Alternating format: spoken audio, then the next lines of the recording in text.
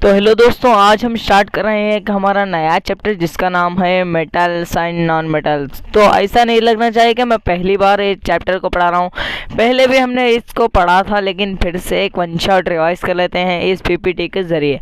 तो स्टार्ट करते हैं हमारा चैप्टर। तो पहले तो आपको ये पता थी कि ये एक्टिविटीज़ हम बाद में देखेंगे, लेकिन हम सबसे पहले जाते हैं हमारे फिजिकल प्रॉपर्टीज़ की तरफ। तो आप जानते हैं मेटल्स एंड नॉन मेटल्स के फिजिकल प्रॉपर्टी होते हैं और केमिकल प्रॉपर्टीज़ होते हैं। तो यहाँ पर सबसे पहले हमारी फिजिकल प्रॉपर्टी आती है जिसका नाम है मेलेबिलिटी। मतलब है मेलेबिलिटी क्या है? मेलेबिलिटी तो आप जानते हैं, जैसे यहाँ पर देख रहे हैं आप देख रहे हैं यहाँ पर गोल्डन शीट है, यहाँ पर कॉपर शीट आप यहाँ पर देख रहे हो। यही कॉपर शीट दोस्तों, the ability of metal to beaten into thin sheet is called as malleability. मतलब कि आपने क्या समझा? जो एबिलिटी, जो काबिलियत मेटल्स में है, किसके लिए? जो बीटन इनटू थिन शीट, मतलब कि थिन शीट में कन्वर्ट करने की जो काबिलियत मेटल में है, उसे हम क्या कहेंगे? मेलेबिलिटी। तो आपने और एक चीज़ नोटिस करी होगी, जब आपके घर में आयरन, कॉपर या फिर एल्यूमिनियम, गोल्ड, सिल्वर, प्लेटिनियम के जब आप वायर्स को देखते हो, कि आपके मन में कभी ऐसा सवाल नहीं आया कि ये सिर्फ मेटल के क्यों वायर्स ब्रोक करते हैं, क्या ये नॉन मेटल के नहीं हो सकते? तो इसका जवाब यही है, क्योंकि मेटल के अंदर एक प्रॉपर्टी पाई जाती है जिसका नाम है डक्टिलिटी प्रॉपर्टी। मतलब कि क्या है डक्टिलिटी का? डक्टिलिटी प्रॉपर्टी मतलब the ability of metal to drawn into thin wires is called ductility. जैसे आपने यहाँ पर पिछली स्लाइड में देखा, जैसे यहाँ पर देखो, यहाँ पर आपने देखा था, आपने यहाँ पर क्या देखा? यहाँ पर देखो, यहाँ पर थिन शीट है, यहाँ पर भी थिन वायर है, यहाँ पर भी थिन वायर। यहाँ पर आपने अपने घर में देखा होगा कि इलेक्ट्रिसिटी के वायर्स को आप जब कट कर देखोगे तो वहाँ पर आपको कॉपर वायर नज़र आएगी। क्या नज़र आएगी आपको? वहाँ पर कॉपर वायर नज़र आएगी। तो वही है कॉपर वायर। क्यों सिर्फ कॉपर की वायर है? क्योंकि कॉपर की वायर इसीलिए है क्योंकि इसके अंदर डक्टिलिटी प्रॉपर्टी मौजूद होती है। डक्टिलिटी प्रॉपर्टी क्या है? The ability of metal to drawn into thin wires is called as ductility. मतलब आप नोट्स बनाते जाओ, क्योंकि नोट्स बनाते में आपको काफ़ी हेल्प होगा एग्जाम के दौरान रिवाइज करने में। सब metals are using for making vessel. थोड़ा एक गड़बड़ हो गया, यहाँ पर आपको वेजल्स नज़र नहीं आ रहा, लेकिन ये वेजल्स है। Some metals are use for making vessels.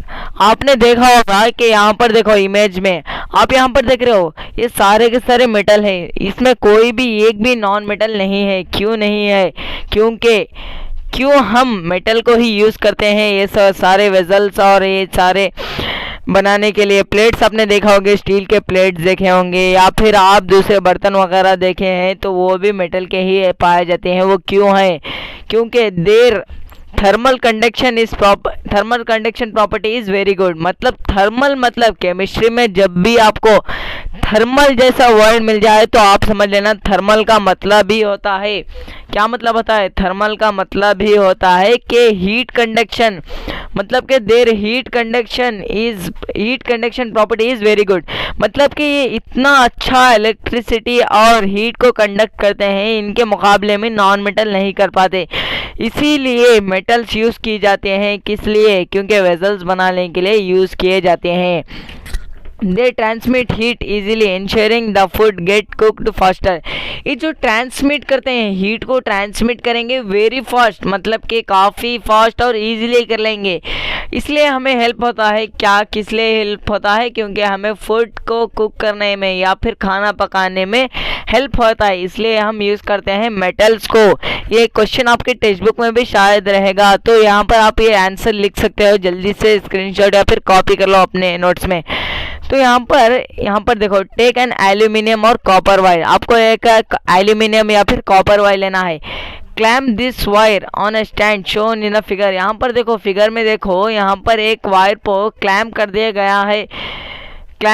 गया है, आपको फिगर में दिखाया जा रहा है। Fix a pin to the free end of a wire using wax. यहाँ पर आपको वैक्स की मदद से यहाँ पर क्या करना है?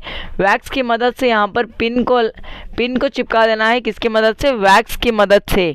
हीट द वायर, यहाँ से आपको बर्नर की मदद से हीट करना है। हीट करोगे तो आपको वहां पर क्या नजर आएगा, आपको वहां पर नजर आएगा कि वैक्स जो है मेल्ट हो जाएगा धीरे देर में। आपके मन में सवाल तो आ रहा होगा, लेकिन हम हीट कर रहे हैं यहाँ पर, कहाँ पर हीट कर रहे हैं, यहाँ पर, लेकिन वैक्स तो है यहाँ पर। मतलब आप क्या समझे कि हीट यहाँ से नहीं, यहाँ तक जाते जाते यहाँ तक भी चले जाएगी। कैसे जाएगी, क्योंकि मेटल के अंदर एक प्रॉपर्टी होती है, उसी प्रॉपर्टी का नाम होता है after some time the wax melt the pin fall down. ये जो पिन है ना ये गिर जाएगी। क्यों गिर जाएगी, जब यहाँ से हीट पास होगी, मतलब कि वायर यहाँ पर गर्म होगा और गर्म होते होते होते होते यहाँ तक पहुँच जाएगा और ये मेल्ट कर देगा। किसे मेल्ट कर देगा, वैक्स को मेल्ट कर देगा, तो ये पिन नीचे गिर जाएगी। तो यहाँ पर है no metal wire does not melt, यहाँ पर मेटल वायर नहीं मेल्ट हुई। मतलब कि क्या मेल्ट हुआ, यहाँ पर सिर्फ वैक्स मेल्ट हुआ, यानी कि मोम मेल्ट हो गया, ना कि पिन मेल्ट हुई, ना कि मेटल वायर मेल्ट हुई। यहाँ पर मेल्ट हुआ है तो सिर्फ और सिर्फ क्या मेल्ट हुआ है, वैक्स मेल्ट हुआ है। तो मेटल जो होते हैं सोनोरस होते हैं। सोनोरस क्या है, ये सोनोरस यही है कि सोनोरस का मतलब है एक हार्ड सरफेस पे जब आप कोई भी मेटल को मारोगे तो वहाँ से जो साउंड प्रोड्यूस होगी, यानी कि साउंड प्रोड्यूस को हम कहते हैं सोनोरस कहते हैं। क्या कहते हैं, सोनोरस कहेंगे। तो आपको पता चल गया कि सोनोरस क्या होता है। The metal that produce a sound on a striking a hard surface are said to be sonorous. मतलब आपको क्या पता चला, आपको ये पता चला ना, कोई भी मतलब कि कोई भी हार्ड सरफेस पे जब आप मेटल को ऐसे स्ट्राइक करोगे तो वहाँ से आपको क्या नज़र आएगा, तो आपको वहाँ से एक साउंड, प्रोडक्शन ऑफ साउंड नज़र आएगी। नज़र नहीं मतलब आपको सुने आएगी। तो वही साउंड को हम क्या कहेंगे, सोनोरस कह देंगे। क्या कहेंगे, सोनोरस कहेंगे। आपके अपने स्कूल में तो देखा होगा जब आपकी बेल बजती है तो आपको साउंड बेल कहाँ होती है और आपकी क्लासरूम कहाँ होती है। आप देखना, डिस्टेंस मुझे आप कमेंट कर देना, आपको उतनी दूर से बेल क्यों सुनाई देती है, क्योंकि बेल जो है वो मेटल की बनाई हुई है। बेल जो है मेटल की बनी हुई है, इसलिए मेटल आर सोनोरस। इसलिए मैं कह रहा हूँ मेटल्स आर सोनोरस, इसलिए ये जो बेल है इसलिए सुने आती है हमें हमारे क्लासरूम तक। School bells are made up of metals, the metals are sonorous, produce sound on beating hit, on been hit. जब आप कोई भी मेटल को मेटल से मारोगे तो वहाँ पर एक साउंड प्रोड्यूस होगी, उस साउंड को हम कहेंगे sonorous.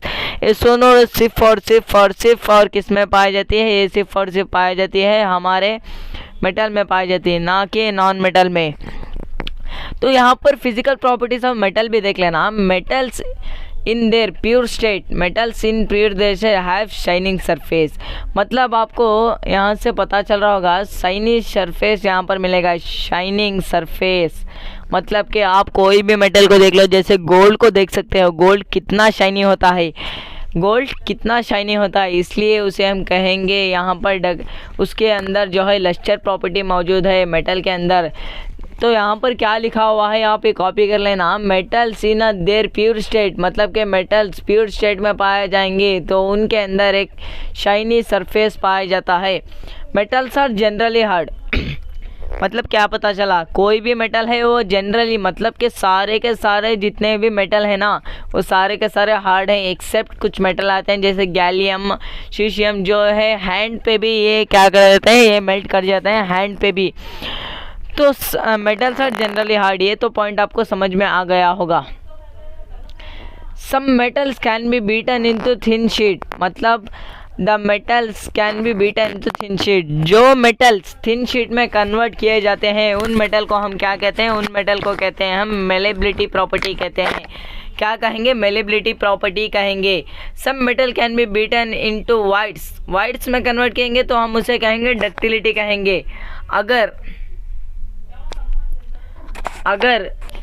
Beaten into thin sheet आ गया तो क्या होगा, मेलेबिलिटी कहेंगे, मेलेबिलिटी कहेंगे। अगर ड्रॉन इनटू थिन वाइट्स मतलब कि थिन वाइट्स में कन्वर्शन तो हम उसे कहेंगे डक्टिलिटी कहेंगे। Metals are good conductor of heat, metals are good conductor of heat, यानी कि कोई भी मेटल ले लो वो क्या करते हैं, इलेक्ट्रिसिटी को कंडक्ट करते हैं। जैसे अपने घर में कॉपर की वायर देखी होगी, कॉपर की वायर में क्या होते हैं, कॉपर की वायर जो है कंडक्टर है, किसकी कंडक्टर है, इलेक्ट्रिसिटी और हीट की कंडक्टर है। आपने कॉपर या फिर सिल्वर को देख लो, सिल्वर जो है best conductor of electricity and heat है। तो हीट जल्दी कंडक्ट करता है, कौन कंडक्ट करता है, metals are very good conductor of heat, मतलब कि जितने भी मेटल्स हैं वो सारे क्या हैं, गुड कंडक्टर ऑफ हीट हैं। They are high density and high boiling and melting point, मतलब कि अगर एक मॉलिक्यूल है, जैसे मैं आपको यहाँ पर दिखाता हूँ, जैसे क्या है, ये है हमारा एक, इसे समझ लेते हैं, ये है हमारा एक एटम। तो यहाँ पर ये एक मैटर है, इसे समझ लेना, ऐसे ऐसे ऐसे ऐसे फुल क्लोजली पैक्ड हो जाएंगे एटम्स। तो आपको वहाँ पर क्या नज़र आएगा, जैसे हम 3 स्टेट में कन्वर्शन करते हैं ना, सॉलिड लिक्विड गैस, तो ये क्या है, सॉलिड लिक्विड गैस। ऐसे ऐसे ऐसे ऐसे जितने भी एटम एक को एक पकड़ के रखेंगे तो आप क्या कहोगे, वहाँ पर डेंसिटी ज़्यादा है कहोगे। डेंसिटी का मतलब क्या होता है, घने एटम्स, घने मॉलिक्यूल्स एक दूसरे को ऐसे पकड़ के रखे हैं तो हम उसे कहेंगे कि वहाँ पर डेंसिटी ज़्यादा है। क्या कहेंगे, डेंसिटी ज़्यादा है। तो आपको ये एरेस कर देते हैं हम। जैसे मैंने बताया कि एक मैटर है, मैटर में जितने भी क्लोज्ड पैक रहेंगे, जितने भी क्लोज्ड पैक रहेंगे उतना ज़्यादा आपका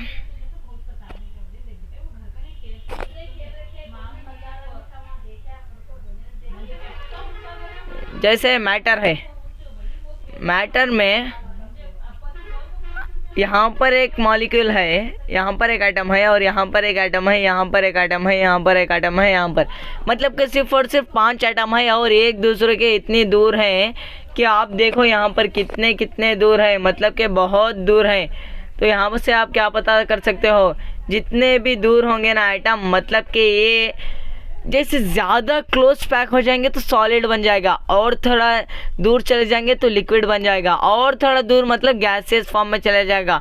जैसे यहाँ पर इसे देख लो, ये सॉलिड फॉर्म में लग रहा है, इसे देख लो ये गैसियस फॉर्म में लग रहा है, और तो यहाँ पर हम एटम्स को ऐड करते जाएंगे तो वो ज़्यादा सॉलिड फॉर्म में कन्वर्शन दिखेगा। तो यहाँ से आपको पता चल गया होगा कि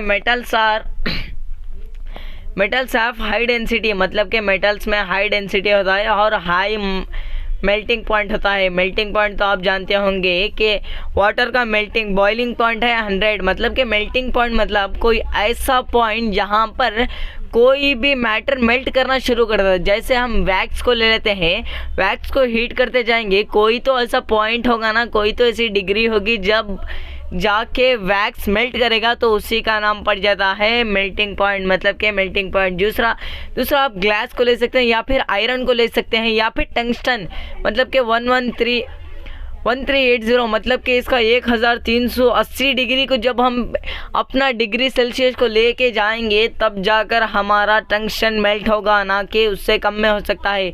तो उसे हम कहेंगे हाई मेल्टिंग पॉइंट, मतलब कि टंगस्टन जो है W सिंबल से नोट किया जाता है। तो आपको ये पता ही होगा, आपके पीरियोडिक क्लासिफिकेशन में देख लेना। तो टंगस्टन को जब 1380 डिग्री पर हीट किया जाएगा तब जाके मेल्ट होगा, उसी को हम कहते हैं मेल्टिंग पॉइंट। मतलब कि metals have a high density and high melting point and high boiling point, मतलब ये आपको पता चल गया। They are good conductor of electricity, ये तो मैंने आपको बता ही दिया है। जैसे आपके घर में देखोगे तो वहाँ पर कॉपर के वायर जो है ना, वो कॉपर के वायर ही हैं जो आपको कंडक्ट कर रहे हैं इलेक्ट्रिसिटी और हीट को। ये दोनों सिमिलर है, इलेक्ट्रिसिटी और हीट, मतलब कि सिल्वर इसका बेस्ट एग्जाम्पल है इलेक्ट्रिसिटी का भी, और हीट बेस्ट एग्जाम्पल है, इलेक्ट्रिसिटी और हीट का दोनों का बेस्ट एग्जांपल है सिल्वर।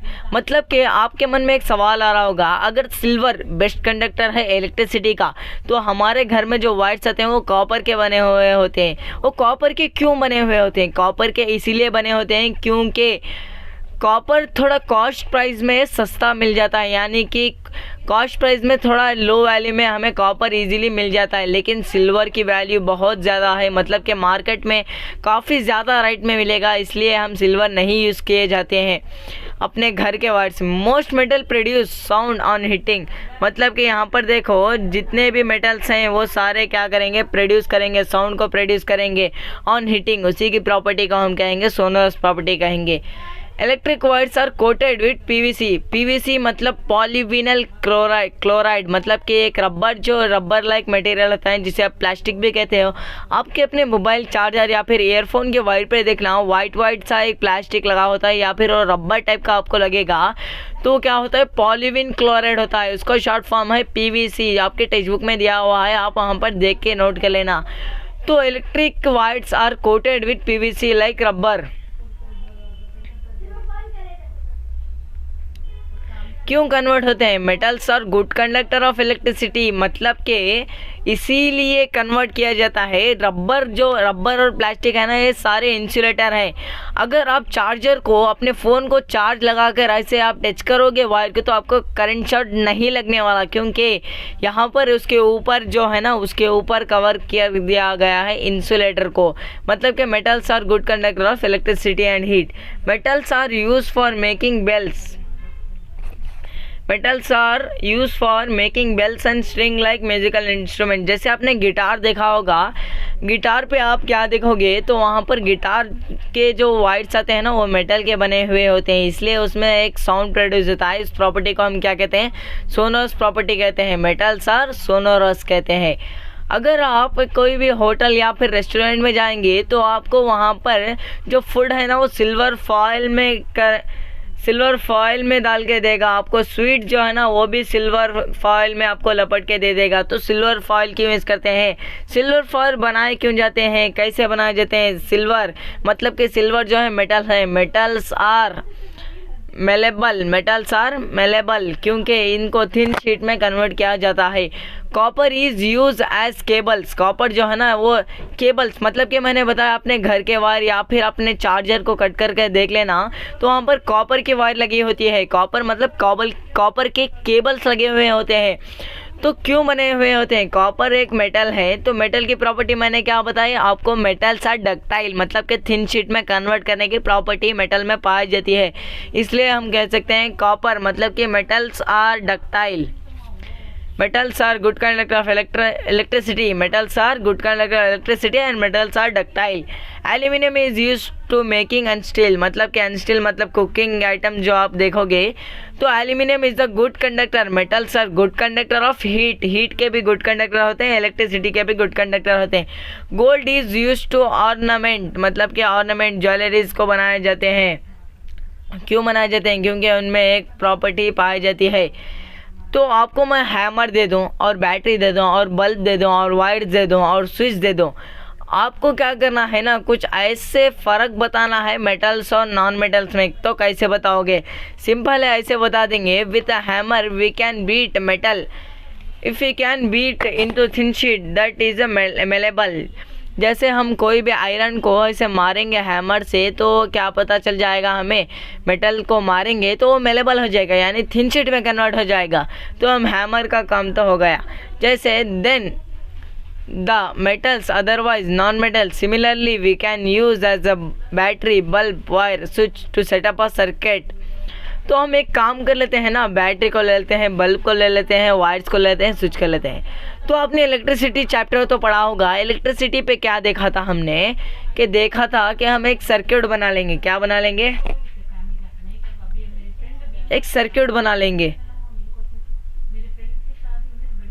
तो यहाँ पर देखो, यहाँ से एक बैटरी प्लेस कर लेते हैं। थोड़ा बैटरी आपको अच्छा नहीं लग रहा होगा, लेकिन कोई बात नहीं। यहाँ पर से एक बल्ब प्लेस कर लेते हैं। ये बल्ब नहीं, हार्ट का डायग्राम बन गया। तो यहाँ पर कहीं पर स्विच को बना लेते हैं, स्विच बन गया हमारा, ऐसा कुछ स्विच बन गया। तो यहाँ पर ऐसे ही हम ऐसे बना रहे हैं, तो आपको ऐसा नहीं बनाना है अपने एग्ज़ाम में। जैसे यहाँ पर एक हमने सर्किट बना लिया, तो आपको इजीली पता चल रहा होगा कि मेटल कौन सा है, नॉन मेटल कौन सा है। कैसे पता लगाएंगे? अगर कोई भी ऐसा चीज़ जो कंडक्ट कर रहे इलेक्ट्रिसिटी को, तो हम उसे क्या कहेंगे? मेटल कहेंगे। कोई भी ऐसी चीज़ जो इंसुलेट कर रहे हैं मतलब कि कंडक्ट नहीं कर रहे तो उसे हम क्या कहेंगे, नॉन मेटल कहेंगे। तो हमें इससे पता चल गया कि हम डिफरेंस बता सकते हैं हैमर, बैटरी, बल्ब, वायर और स्विच को लेकर। इससे हम पता कर सकते हैं कि मेटल है या फिर नॉन मेटल है। तो ये बात तो आपको पता चल गई होगी कि हम कैसे बता सकते हैं ये मेटल है या फिर नॉन मेटल।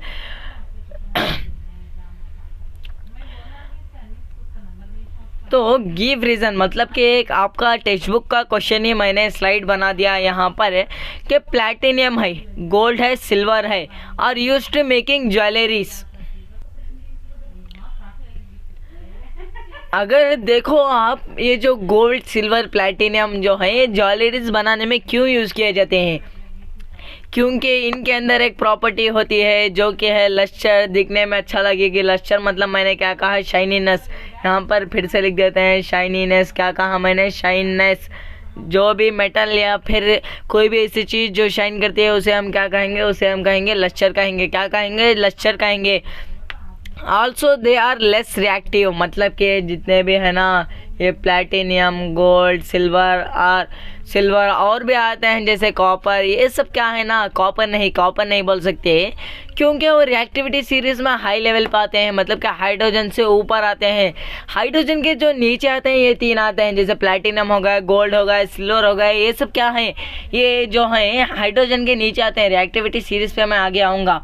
तो ये क्या होता है, वेरी लेस रिएक्टिव मतलब कि काफ़ी लेस रिएक्टिव होते हैं, मतलब कि रिएक्ट नहीं करेंगे ऑक्सीजन के साथ। तो रिएक्ट नहीं कर रहे हैं तो क्या करेंगे, करोड नहीं होंगे। करोजन को हमने अपने पहले चैप्टर मतलब कि केमिकल रिएक्शन इक्वेशन में पढ़ा था कि करोजन मतलब कि ऐसा रस्टिंग ऑफ अ नेल, जैसे हमने देखा था आयरन को रस्ट पकड़ जाता है तो उसे भी हम करोजन कहेंगे। या फिर ग्रीननेस जो कॉपर पे आता है उसे भी हम कहेंगे करोडनेस। तो मतलब कि करोड नहीं हो रहे हैं मेटल। क्यों करोड नहीं है, क्योंकि वो लेस रिएक्टिव होते हैं, तो इसलिए वो यूज़ किया जाते हैं ज्वेलरीज में। कभी आपने देखा होगा कि कोई भी ज्वेलर के दुकान में कोई भी गोल्ड या फिर प्लैटिनम जो है वो करोड नहीं होता। क्यों करोड नहीं होता, क्योंकि वो लेस रिएक्टिव होता है। लेस रिएक्टिव होने की वजह से करोड नहीं होता, करोड नहीं होने की वजह से वो लेस रिएक्टिव होता है। मतलब कि दोनों ही जो है एक के ऊपर एक डिपेंड है दोस्तों। तो यहाँ पर है collect sample of a carbon जैसे कोयल और graphite, sulphur, iodine, record your observation. तो आपको क्या करना है, कार्बन को ले लेना है और भी दूसरे हैं जैसे ग्राफाइट को, कोल को लेना है, सल्फर को लेना है, आयोडीन को लेना है। और आपके जो यहाँ पर देखना है, जैसे कार्बन को लिया मैंने तो इसका टाइप ऑफ सरफेस कैसा होगा, कार्बन तो ऑब्वियसली रफ होगा। और हार्डनेस कैसा होगा, मॉडरेट होगा मतलब कि मीडियम होगा। और मेलेबिलिटी कैसा होगा, नॉन मेलेबल होगा। जैसे आप कार्बन का प्रोडक्ट बताऊं मैं, कार्बन का प्रोडक्ट मतलब कि जैसे आप ले सकते हो कोई भी, जैसे ग्राफाइट लेना, आपकी पेंसिल को लेकर हैमर से मार के देखो पेंसिल की निब को, तो क्या करेगा वो थिन शीट में कन्वर्ट नहीं होगा, मतलब कि नॉन मेलेबल हो जाएगा। तो इसमें कार्बन में क्या होगा, कार्बन में मेलेबिलिटी नहीं होती। कार्बन में डक्टिलिटी देखा जाए तो नॉन डक्टाइल होता है, कार्बन को थिन शीट में कन्वर्ट भी नहीं किया जाता। कंडक्शन ऑफ हीट को देखें तो कंडक्शन ऑफ हीट भी नहीं करता। कंडक्शन ऑफ इलेक्ट्रिसिटी तो नहीं करता है जनरली, लेकिन करता है किस में करता है, सिर्फ और सिर्फ ग्राफाइट में करता है। यानी कि हम इसे कार्बन एंड इट्स कंपाउंड में डीपली डिस्कस करने वाले हैं। इसे इलेक्ट्रिसिटी मतलब कि कंडक्शन ऑफ इलेक्ट्रिसिटी आपको पूछा जाए एग्जाम में तो आपको लिखना है except graphite generally the all carbon allotropes are do not conduct the electricity. मतलब कि सिर्फ और सिर्फ ग्राफाइट को छोड़कर जितने भी इसके इलेक्ट्रोप्स हैं, मतलब कि जितने भी इसके प्रोडक्ट हैं वो इलेक्ट्रिसिटी कंडक्ट नहीं करते। जैसे सोनोरिसिटी देखें तो यहाँ पर कोई भी साउंड नहीं आएगा। जैसे हम सल्फर को देखते हैं, सल्फर का सिंबल होता है यस, तो इसका टाइप ऑफ सरफेस देखेंगे ये भी रफ होता है। हार्डनेस देखेंगे तो नॉट हार्ड होता है, ये पाउडर टाइप में आपको दिखेगा। तो इसकी इमेज मैं आपको बाद में दिखा दूंगा। तो मेलेबिलिटी के किस में मेलेबिलिटी प्रॉपर्टी पाई जाती है, नई प्रॉपर्टी पाई जाती है। तो ये नॉन डक्टाइल भी होता है, इसमें डक्टाइलिटी प्रॉपर्टी भी नहीं, हीट नहीं कंडक्ट करता, इलेक्ट्रिसिटी कंडक्ट नहीं करता, ये सोनोरस इसमें भी नहीं पाया जाता।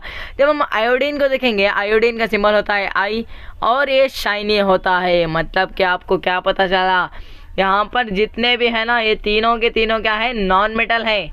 ये तीनों के तीनों क्या है, नॉन मेटल है। लेकिन जब हम बात करते हैं यहाँ पर सरफेस, टाइप ऑफ सरफेस हम बात करेंगे तो ये दोनों तरफ थे, मतलब कि दोनों प्योर, मतलब कि प्योरली हमें पता चल रहा है कि दोनों नॉन मेटल हैं। लेकिन ये भी नॉन मेटल है, लेकिन इसमें एक प्रॉपर्टी पाई जाती है जो कि शाइनी है, मतलब कि लश्चर प्रॉपर्टी पाई जाती है।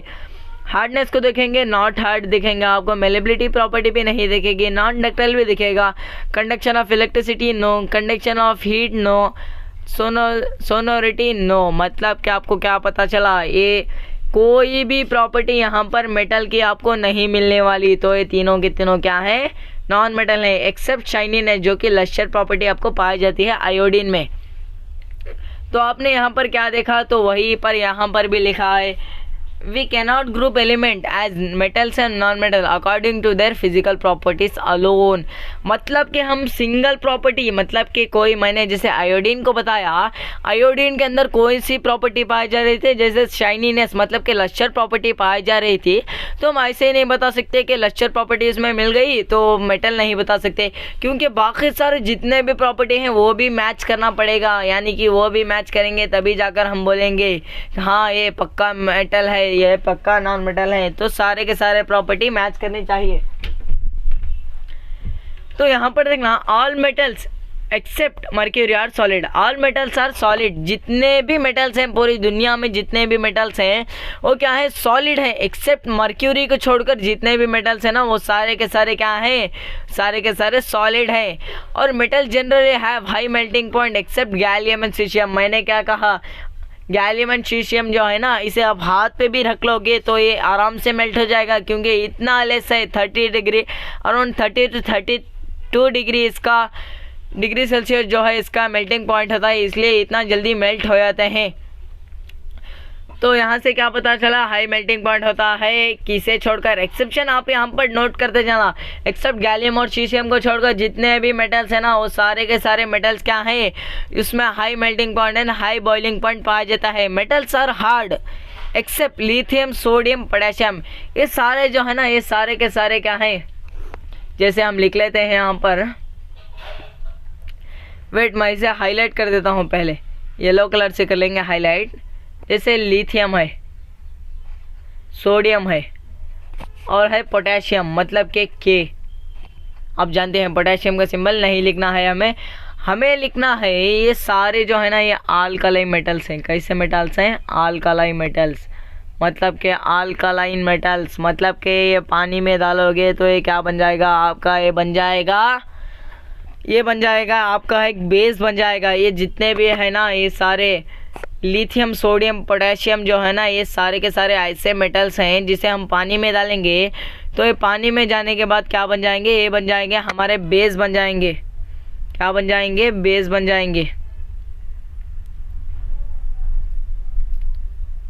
तो आपको यहाँ से एक बात क्लियर होगी कि सारे मेटल जो हैं वो हार्ड हैं, किसे छोड़कर, सिर्फ और सिर्फ छोड़कर, किसे छोड़कर, वो भी मैं बता देता हूँ आपको, पॉइंटर ले लेते हैं। जैसे लिथियम, सोडियम और पोटेशियम को छोड़कर जितने भी मेटल्स हैं ना वो सारे के सारे हार्ड मेटल्स हैं, यानी कि हार्ड मतलब कि आप जितना भी तोड़ेंगे टूटेंगे नहीं, एक दिन तो टूट जाएंगे लेकिन इतना इजी नहीं होता है तोड़ना। लेकिन आप पोटेशियम और सोडियम को देखेंगे तो इसे आप नाइफ यानी चाकू से आराम से काट सकते हैं। इसे आप नाइफ से अपनी किचन में लेके जाकर आप इसे आराम से काट सकते हैं, इतना स्मूथ होते हैं ये पोटेशियम और सोडियम। तो non metals are dull except iodine, मतलब कि सारे के सारे ये शाइनीनेस, जैसे मैंने बताया आपको, लश्चर प्रॉपर्टी जो होती है ना ये सिर्फ और सिर्फ जो होती है मेटल्स में होते हैं, ना कि नॉन मेटल्स में होती है। तो लश्चर का ऑपोजिट होता है डल। तो सारे के सारे नॉन मेटल क्या होते हैं, डल होते हैं एक्सेप्ट आयोडीन। डल क्यों कह रहा हूँ मैं, डल मतलब इसमें कोई भी शाइनीनेस नहीं पाई जाती, इसलिए हम कहेंगे डल कहेंगे। एक्सेप्ट किसे कहेंगे, एक्सेप्ट कहेंगे हम, एक्सेप्ट हम कहेंगे आयोडीन को। आयोडीन को छोड़कर जितने भी मेटल्स हैं ना ये सारे के सारे क्या हैं, ये सारे के सारे नॉन मेटल जो हैं डल हैं, एक्सेप्ट आयोडीन को छोड़कर जितने भी नॉन मेटल्स हैं ये सारे क्या हैं, ये हैं हमारे डल प्रॉपर्टी में आते हैं, ना कि लश्चर प्रॉपर्टी में आते हैं। तो non metals are bad conductor of electricity except carbon and its form of graphite. तो मैंने क्या कहा था वहाँ पर अपनी पिछली स्लाइड में, तो यहाँ पर ये कहा था ना मैंने कंडक्शन ऑफ इलेक्ट्रिसिटी। तो यहाँ पर देख लेना, non metal are bad conductor of electricity. Non metal जो है ना वो बैड कंडक्टर हैं। किसके बैड कंडक्टर हैं? इलेक्ट्रिसिटी के। एक्सेप्ट कह रहा हूँ मैं, एक्सेप्ट मतलब जितने भी कार्बन प्रोडक्ट्स हैं उसमें भी जो है ग्राफाइट जो है ना, ग्राफाइट को और कार्बन के फॉर्म को हम कह सकते हैं कि इलेक्ट्रिसिटी कंडक्ट करता है। तो हम कहेंगे जितने भी नॉन मेटल हैं वो है कंडक्ट नहीं करते इलेक्ट्रिसिटी को, एक्सेप्ट कार्बन का प्रोडक्ट है जिसका नाम है ग्राफाइट कह देंगे। तो इतना हो गया हमारा ये स्लाइड। नेक्स्ट स्लाइड में देखेंगे हम यहाँ पर मैग्नीशियम रिबन को जब हम बंद करेंगे तो यहाँ पर हमारा क्या मिल गया, हमें एक हो गया, हमें मिल गया मैग्नीशियम ऑक्साइड मिल गया। क्या मिल गया? मैग्नीशियम ऑक्साइड मिल गया। जब हम ये पहले चैप्टर हम देख चुके हैं, पहले चैप्टर में तो हमने इसे देखा था, लेकिन जब हम इसे किसके साथ रिएक्ट करेंगे, जब हम इसे वाटर के साथ मिला देंगे, किसे मिला देंगे, यानी कि हमारे MgO मतलब कि मैग्नीशियम ऑक्साइड को जब हम वाटर के साथ रिएक्ट करते हैं तो वो हमें देगा, ये दे देगा, मतलब कि हमें क्या दे देगा, मैग्नीशियम हाइड्रोक्साइड दे देगा। तो ये जो एक्टिविटी है ना, हमने पहली केमिकल रिएक्शन यानी कि पहला चैप्टर में देखा हुआ था कि हमने सिर्फ इतना ही देखा था। कितना देखा था? हमने सिर्फ और सिर्फ देखा था कि इतना ही रिएक्शन हमने देखा था। जब हम इसे देखेंगे यहाँ पर, जब ये वाटर के साथ रिएक्ट करा तो हमें क्या मिला? मैग्नीशियम ऑक्साइड मिल गया। क्या मिल गया? मैग्नीशियम ऑक्साइड मिल गया। तो ये बात आपको नोट रख लेना है, आपको ये माइंड में रख लेना है कि मैग्नीशियम ऑक्साइड को जब हम वाटर के साथ रिएक्ट कर रहे हैं तो हमें क्या दे रहा है? ए दे रहा है। क्या दे रहा है हमें? ए नहीं, मतलब कि मैग्नीशियम ऑक्साइड दे रहा है। और ये मैग्नीशियम ऑक्साइड क्या है? ये बड़ी बात आती है। ये है मैग्नीशियम ऑक्साइड जो है ना, ये है हमारा बेस। क्या है? बेस है। मतलब कि हमें क्या पता चला, जितने भी मेटालिक ऑक्साइड होते हैं वो क्या होते हैं? वो बेसिक नेचर के होते हैं। क्या, किस नेचर के होते हैं? बेसिक नेचर के होते हैं। किस नेचर के? बेसिक नेचर के होते हैं। यानी कि हमने रिएक्ट करा वाटर के साथ तो हमें पता चला। अगर हम दूसरे प्रोडक्ट के साथ रिएक्ट करें तो हमें क्या मिलता, वो भी हमें देखना है ना, वो भी ज़रूरी है। देखा, मैग्नीशियम वही है यहाँ पर भी। यहाँ पर देखना, ये भी ले लेना, जैसे हमने यहाँ पर, जैसे हमने वहाँ पर मैग्नीशियम ऑक्साइड को बंद किया था ना, वैसे यहाँ पर भी करने वाले हैं हम। जैसे हम रिएक्ट करते हैं सल्फर को ऑक्सीजन के साथ तो हमें क्या दे रहा है? सल्फर ऑक्साइड दे रहा है। क्या दे रहा है? सल्फर ऑक्साइड दे रहा है। हमें जब सल्फर ऑक्साइड मिल चुका है तो इस सल्फर ऑक्साइड को क्या करते हैं? वाटर के साथ रिएक्ट कर लेते हैं। किसके साथ रिएक्ट करेंगे? वाटर के साथ रिएक्ट करेंगे। तो जब हम इसे वाटर के साथ रिएक्ट करेंगे तो ये हमें क्या दे देगा? ये हमें दे देगा H2SO4 मतलब कि सल्फ्यूरिक एसिड। क्या दे देगा? सल्फ्यूरिक एसिड दे देगा। तो यही सल्फ्यूरिक एसिड है। मतलब कि यहाँ पर आपको क्या पता चला, अगर नॉन मेटल को देखेंगे तो यहाँ पर आप मैग्नीशियम को देख चुके हो। मैग्नीशियम क्या था? एक था हमारा मेटल था। क्या था? मेटल था। और सल्फर हमारा क्या है? ये है नॉन मेटल था हमारा। क्या था? नॉन मेटल है। सल्फर को यानी कि नॉन मेटल को जब हमने ऑक्सीजन के साथ रिएक्ट करा तो हमने नॉन मेटालिक ऑक्साइड मिल गया। क्या मिल गया? Non metallic oxide. जब यही नॉन मेटालिक ऑक्साइड को हम वाटर के साथ रिएक्ट करेंगे तो हमें क्या मिला? यहाँ पर मिला हमें एक एसिड मिला। क्या मिला? सल्फ्यूरिक एसिड मिला। क्या मिला? सल्फ्यूरिक एसिड मिला हमें। मतलब ये बात नहीं कि कौन सा एसिड मिला, ये बात है कि हमें एसिड ही क्यों मिल गया। हमें तो दूसरी चीज़ भी मिलनी चाहिए था ना। जैसे हमने मेटल के साथ रिएक्ट करा तो हमें क्या मिला? वहाँ पर बेस मिला। अगर नॉन मेटल के साथ रिएक्ट करेंगे तो हमें एसिड मिल रहा है। मतलब कि आपको क्या पता चला, जो मेटल है ना, एक मिनट मैं यहाँ पर लिख देता हूँ, मेटल है ना ये ऑपोजिट है किसके? नॉन मेटल के ऑपोजिट है। किसके ऑपोजिट है? नॉन मेटल के ऑपोजिट है। यहाँ से आपको एक बात क्लियर हो चुकी है कि ये स्लाइड पे जब भी हम नॉन मेटल को ऑक्सीजन के साथ रिएक्ट करेंगे तो हमें क्या दे देगा? वो हमें दे देगा हमारा एक एसिड दे देगा। तो ये स्लाइड यही कहती है हमारी। तो यहाँ पर physical properties of non metal, ये इस वीडियो को हम नेक्स्ट वीडियो पर कवर करेंगे।